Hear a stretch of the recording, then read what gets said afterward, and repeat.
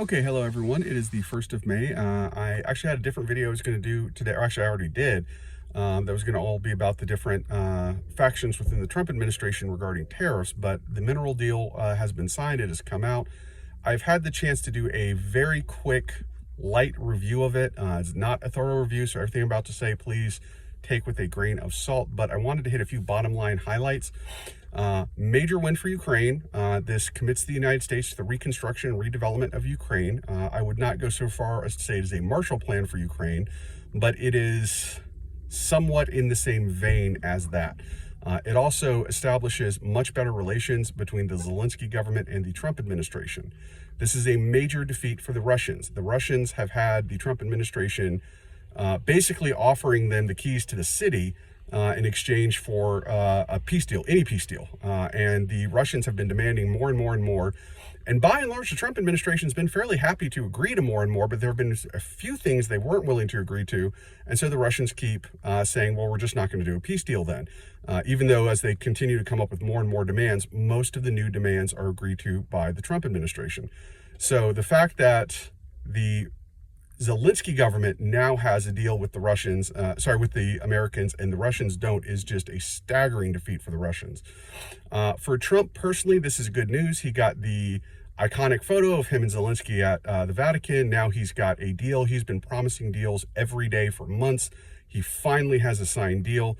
If you're not on the MAGA right and you're wondering how will his supporters react to a deal that commits the United States to the reconstruction of a country that Tucker Carlson has been swearing up and down is an evil Jewish conspiracy to rob the United States blind, the answer is they will love it. They believe any deal Trump signs, regardless of the content of the deal, is fantastic.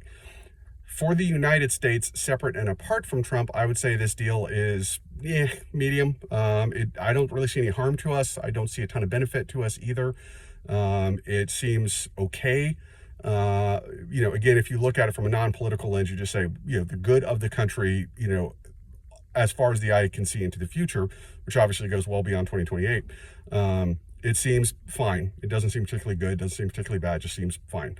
Doesn't really seem particularly much of anything, honestly, in my opinion, to the United States. I don't think it's really going to have a whole lot of impact on us other than strengthening our relationship with Ukraine. And this does open the door to additional military aid from the United States to Ukraine. What has been really being negotiated the last several weeks has not been a minerals deal. I understand minerals deal was negotiated, was signed, but between the Russians, the Europeans, the Ukrainians, and the Americans, what has been the core issue of what's going on and everything you've been hearing is intelligence sharing and targeting data. The Trump administration turned it off. The Russians, I don't want to get too much into opinions.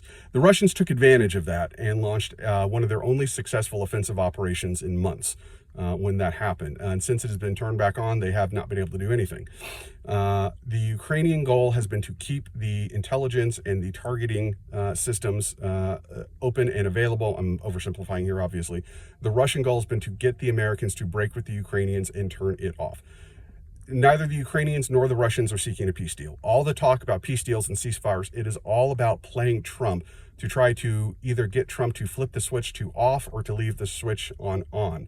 Future military aid to Ukraine in terms of actual ammunition and equipment, fairly unlikely. Vance will do everything he can to stop that. Ukraine has offered to purchase. They said, we will pay. The Europeans have said, we've put together money. We'll put together billions of dollars. You pay full price from American manufacturers, and Trump as recently as 2 weeks ago said, no, we will not let Europeans and Ukrainians buy American manufactured military equipment to fight in the war against the Russians. So, the whole we're going to reindustrialize America and whatnot thing is kind of takes a hit on that one. But the point is, I still don't think that's in the cards, but this probably keeps the intelligence flowing, probably keeps the targeting systems on, probably keeps the access to the maintenance systems or maintenance support open, which is very important for a lot of the American equipment. So overall, major win for the Ukrainians, major defeat for the Russians, pretty good political win for Trump. I'd say a medium's not really the right word, a neutrality for the United States as a whole. It doesn't really help us, doesn't really hurt us.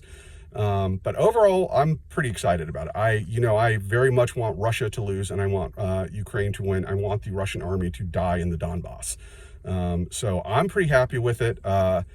Big blow to Tucker Carlson. Ian Miles Chong, Tim Pool, some others, at least one of whom is absolutely being paid by the Russians. The other two, I cannot prove this. I do not have evidence of it, but shall we say, I strongly suspect they are taking a lot of money from the Russians for their perspective. This is a humiliation for them, which is, I think, kind of funny. So overall, I'm pretty happy with it, but I'll try to do a deep dive, try to get into it and get you some more details about it in the next couple of days.